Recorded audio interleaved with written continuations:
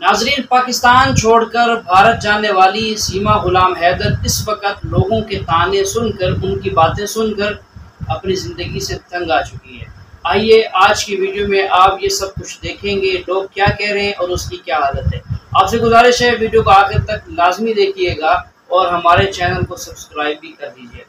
सचिन क्या है? सचिन में लप्पू सा सचिन है, मुंह में से बोलना वहाँ पे आवे ना, बोलता वो है ना, झिंगुर सा लड़का, उससे प्यार करेगी वो है? हाथ फिराती रहे बस बैठी बैठी, ये प्यार है? बिल्कुल नहीं चाहिए भैया।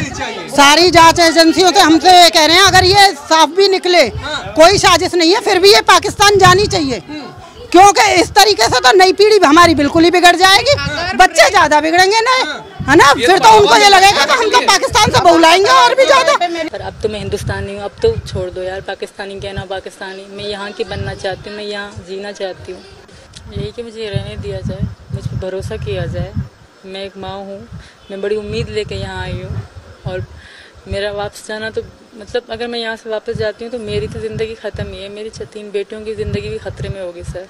हमारा मैंने यही रिक्वेस्ट वक्त साहब के ज़रिए करवाई है कि मुझे यहाँ रहने दें, एक बार भरोसा कर ले मुझ पे। मैं एक औरत हूँ, मैं एक माँ हूँ, और एक प्यार में, सचिन के प्यार में मैं यहाँ तक आई हूँ सर। वहाँ के अगर बलोच, जैसे कबीले से मैं हूँ बलोच से, तो वहाँ का तो बहुत बुरा है औरतों के लिए, बहुत ज़्यादा बुरा है। तो गैरत के नाम पे कानून भी कुछ नहीं करेगा। अगर गैरत के नाम पे हमारे साथ कुछ भी होना तो वहाँ का कानून भी नहीं बोलेगा। जैसे कि आज भी मैं न्यूज़ में सुन रही थी, पाकिस्तानी बैठे हुए थे तो वो कहते गोली मार दो। माँ मेरे लिए फ्यूचर मेरा नहीं है ना मेरे बच्चों का। मैं यहाँ उम्मीद और आस लेके आई थी सर, और आज मेरे पति की तबीयत सही नहीं है तो मुझे कुछ अच्छा नहीं लग रहा सर। सुबह से मैंने उनको देखा नहीं है तो दिल फट रहा है, तो मैं बात ज़्यादा नहीं कर पाऊँगी। सचिन की तबीयत खराब, इस बहुत दुख है सर, हम थक गए हैं सर, मैं बहुत थक गई हूँ। भले कोई भी फैसला कर ले, मैं बहुत थक गई हूँ सर। एक साथ मेरे साथ जब सचिन यहाँ बैठे होते हैं तो मैं बहुत खुद को बहुत ताकतवर समझती हूँ। आज वो मेरे साथ नहीं है, दिल को दुख है। और मेरे पति को इस बात का दुख है कि उनके कारण, उनकी वजह से मैं और मेरे बच्चे मतलब ऐसे सुनते रहते हैं, कभी वहाँ भागते हैं, कभी उनकी डांट, कभी उनकी बात। उनको इस बात का दुख है तो मुझे उनसे ज़्यादा इस बात का दुख है। मेरा सचिन भोला है सर, वो इतना बर्दाश्त नहीं कर पाएगा। एक ही चीज़ कहना चाहती हूँ, फांसी की सज़ा दोगे कबूल है, जेल डालोगे कबूल है, अब बस कर दो। जो भी सच था मैंने सब बता दिया। अगर कोई छोटी छोटी बात तक भी जाएगा, अगर मैं इतना भी झूठ बोलती हूँ तो मुझे ले जाओ, फांसी दे दो, पर मुझे ना पाकिस्तान जाने की बात की जाए।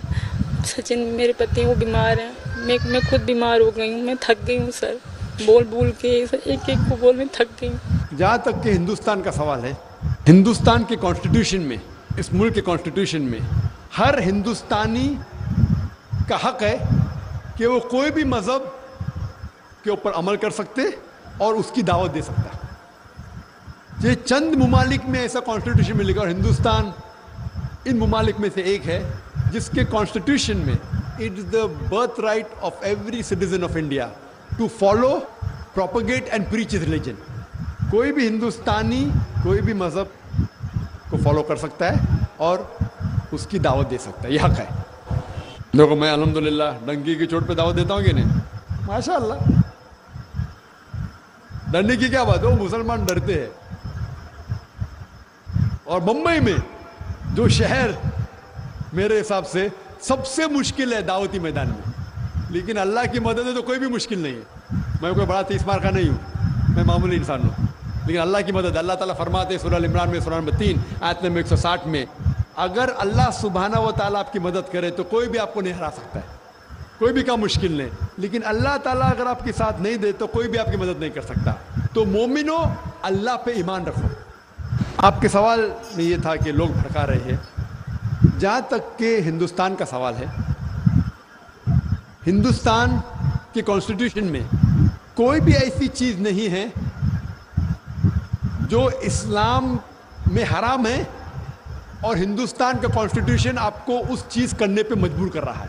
मेरे इल्म में ऐसी कोई भी चीज़ नहीं है जो इस्लाम में हराम है और इंडियन कॉन्स्टिट्यूशन, इंडियन गवर्नमेंट आपको फ़र्ज़ कर रहा है। मिसाल के तौर पे इस्लाम में शराब पीना हराम है, हिंदुस्तान के कॉन्स्टिट्यूशन में ये नहीं लिखा कि शराब पीना फ़र्ज़ है।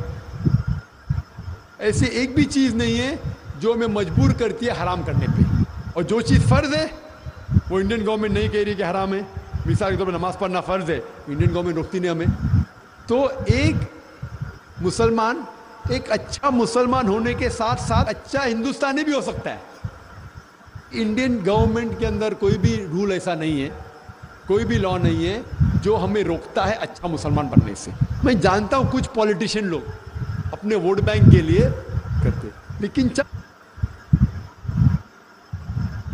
پولیٹیشین لوگ اپنے ذاتی فائدے کے لیے یہ مذہب کا غلط فائدہ اٹھاتے اور لوگوں کے بیچ میں دشمنی پیدا کرتے ہیں.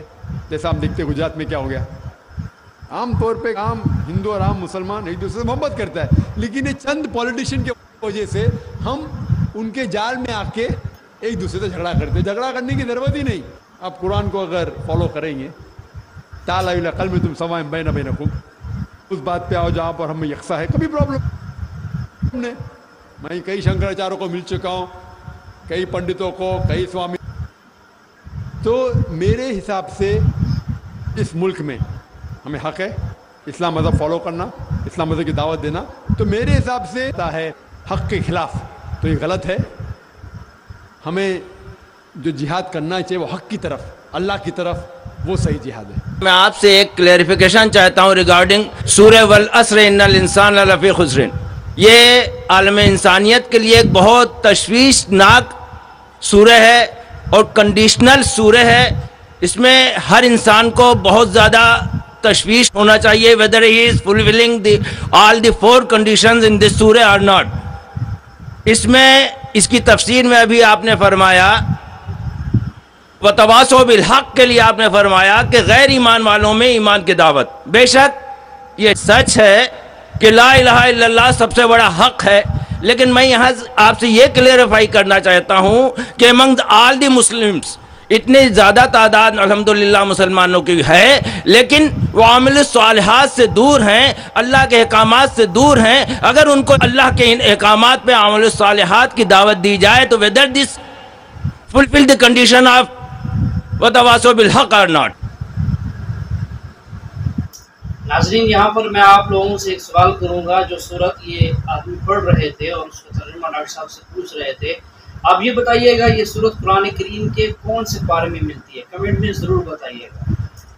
بھائی کا سوال ہے کہ جو سورہ العصر میں جو تیسری کنڈیشن ہے وَتَوَاصَوْا بِالْحَقِّ, اگر ہم مسلمانوں کے درمیان ان کو حق کی طرف بلاتے, ان کا مطلب ہے اصلاح. دعویٰ کے معنی ہے غیر مسلمانوں کو اسلام کی طرف دعوت دینا. دعوت کی معنی دونوں طریقے سے لیا جاتا ہے, غیر مسلم میں بھی بات کرنا, مسلم میں بھی بات کرنا. لیکن اگر ہم ایک اسپیسیفک خصوصاً لفظ استعمال کرنا چاہتے ہیں تو جب ہم غیر مسلمانوں سے بات کرتے اسے کہتے ہیں عربی میں دعوت, اور جب مسلمانوں سے اسلام کی بات کرتے ہیں اسے کہتے ہیں اصلاح. اصلاح معنی مرمت کرنا, اس کو سدھارنا. تو اصلاح بھی کئی علماء نے کہا کہ یہ وَتَوَاصَوْا بِالْحَقِّ میں آ جاتا ہے. لیکن اگر ہم سیف رہنا چاہتے ہیں تو میری نظر میں اصلاح اور دعویٰ دونوں ضروری ہے. میں کیا کر رہا ہوں آج کی تاریخ میں؟ اصلاح بھی کر رہا ہوں, دعویٰ بھی کر رہا ہوں. غیر مسلم میں تو دعویٰ کر رہا ہوں, اکثر مسلمان ہیں اصلاح کر رہا ہوں. کل صبح ایک خصوصاً نشست ہے غیر مسلمانوں کے لیے, وہاں زیادہ دعویٰ کروں گا میں. تو دونوں کرنا امپورٹنٹ ہے, ضروری ہے. اصلاح بھی مسلمانوں کو حق کی طرف بلانا جو بھٹک گئے ہیں, جو نام کے مسلمان ہیں, اور غیر مسلم میں بھی. لیکن اگر آپ سیف رہنا چاہتے ہیں تو میرے حساب سے دونوں کرنا ضروری ہے.